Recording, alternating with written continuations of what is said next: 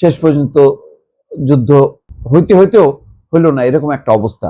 যুক্তরাষ্ট্র এবং ইরানের মধ্যে চলমান যুদ্ধ বন্ধে দুই পক্ষ একটি 1 পৃষ্ঠার সমঝোতা স্মারক স্বাক্ষরের কাছাকাছি পৌঁছে গেছে।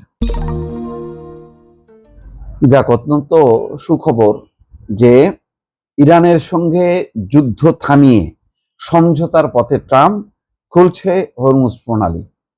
ভাই, যেই উত্তেজনা আছে, মানে বলতে গেলে প্রায় 2 মাস একেবারে পুরো বিশ্ব তছনছ।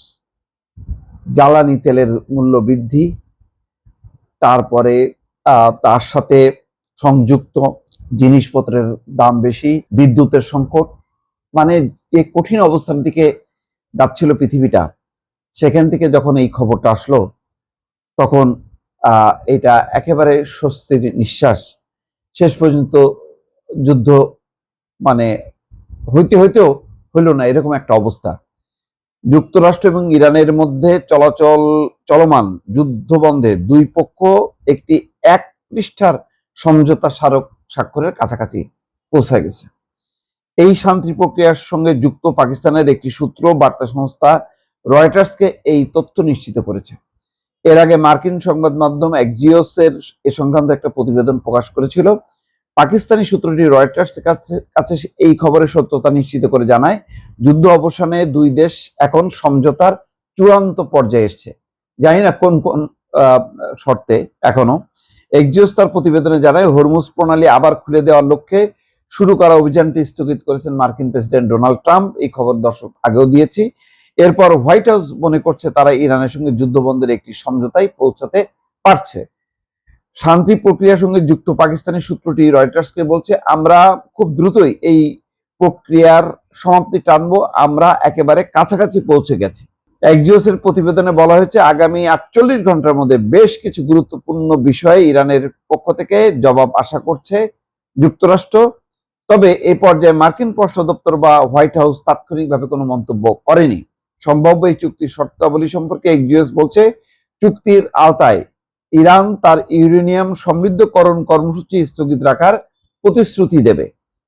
বিনিময়ে যুক্তরাষ্ট্র ইরানের উপর থেকে নিষেধাজ্ঞা তুলে নেবে এবং জব্দ করা কয়েক বিলিয়ন ডলার ফেরত দেবে।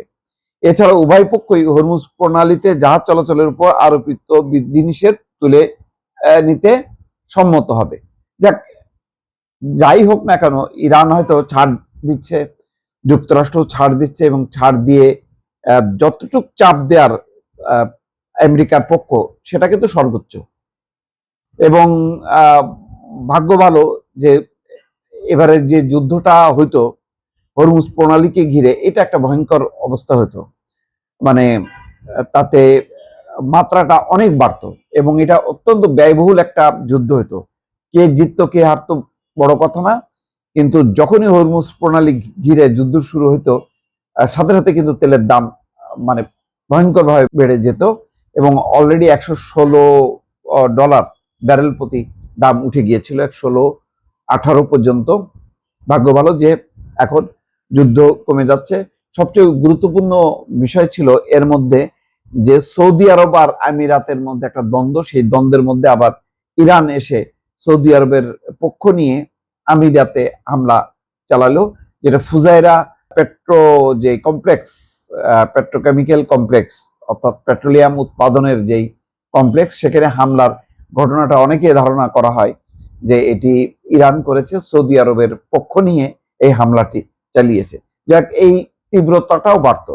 সব দিক দিয়ে মানে যুদ্ধ বন্ধ হলে কত রকম যে সুখবর আসবে বা মানে মানুষের যে একটা স্বস্তি, এটা আর মানে কল্পনা করা যায় না। শেষ পর্যন্ত হয়তো সেই দিকেই যাচ্ছে দর্শক।